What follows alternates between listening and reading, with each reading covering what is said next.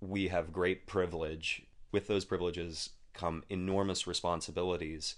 And especially here, our mainstream corporate news media offer us an opportunity to abdicate that responsibility.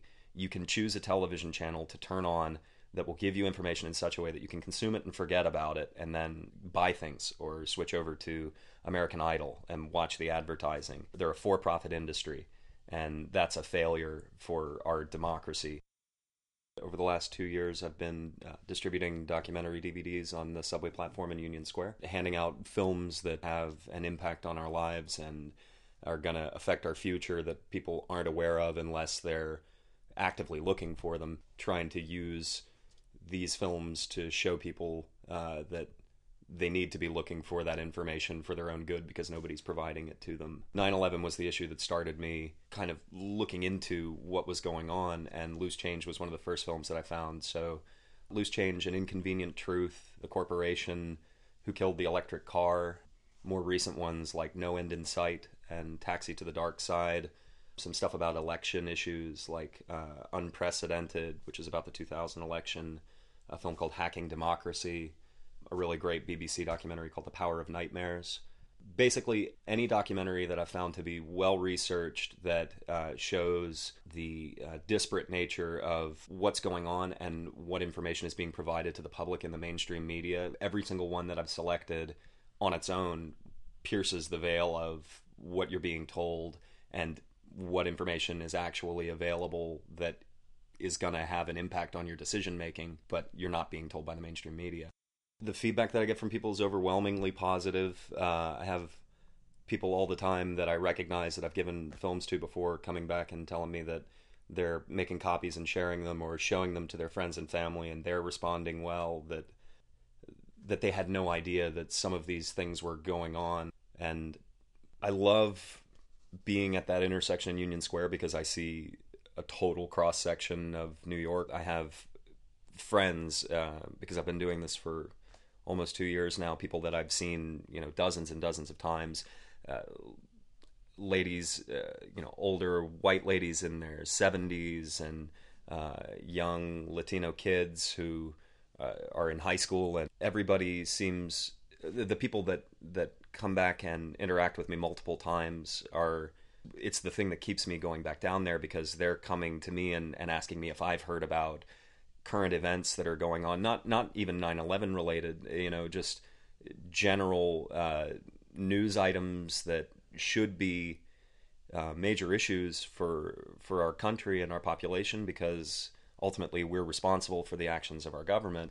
And people who probably would have just been listening to an iPod and going through a few weeks before are now really attentive to what's going on and really taking a lot of responsibility for letting other people know, like people who came up the first time and were like, what is this? Explain to me what's going on. I've never heard of any of these films, would now come and sort of stand next to the sign and ask other people who were standing there looking at the sign, saying, have you seen this film? This information is very interesting. I didn't know this before. And then I saw this and researched it and found it to be responsible information, and you're in the right place.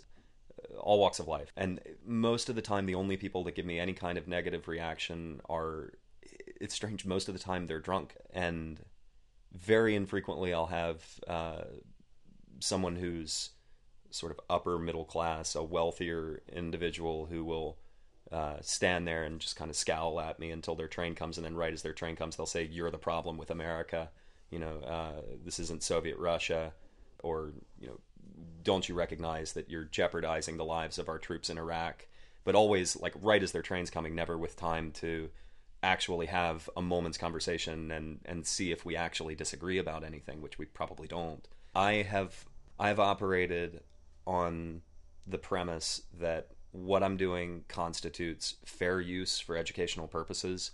I feel like I'm expressing a really vital thesis about that has implications and consequences that could amount to life and death for people to be aware of these issues, and that some of the copyrighted films are necessary context for understanding what's going on. Basically, that people have a right to know this stuff, and nobody has ownership of the truth. So And also because I'm handing them out for free, and my signs really clearly say you do not have to make any kind of donation. Donations are just if you want to support somebody being here distributing this information. It's not. I'm not profiting off of other people's filmmakers' work that I didn't do, but at the same time, it's something that I've struggled with. Other filmmakers and producers that have been associated with some of these films have come up and spoken to me and said that they agreed that the way that I'm going about it makes sense to them and they do not have an objection. My goal with this entire project is to allow people to see that being informed is an individual responsibility and that no one is going to do it for them. No one is going to inform them, that they have to seek truth themselves, and that I would absolutely love for this type of information distribution to be in every city in the world. I've experienced how effective it is. We have a crisis. We have an opportunity to make massive change, and with information technology and the internet and the way that information can disseminate so quickly to everyone, it's universally, instantly accessible. We have an opportunity to make well-informed decisions that are based on good information, more so than anyone ever has before.